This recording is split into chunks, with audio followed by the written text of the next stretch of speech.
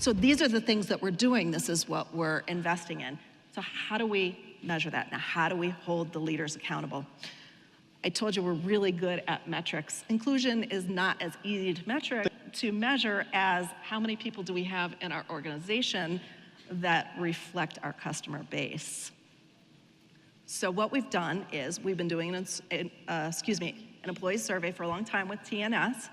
And what we did was we created, there's a little bit of smoke and mirrors because all the questions were already in our survey, but we created an inclusion index.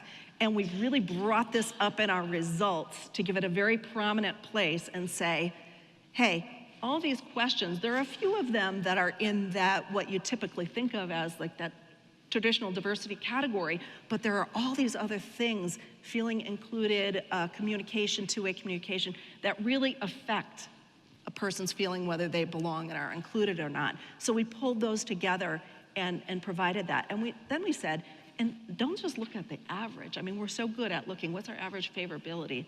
We really looked at what's the spread? You know, you've got a division that has a lot of groups under it. What is the spread between the lowest inclusion index and the highest? We need to bring that together. That's what inclusion is about, right? Bringing everyone to the middle to feel like they are part of it. So it's part of the survey.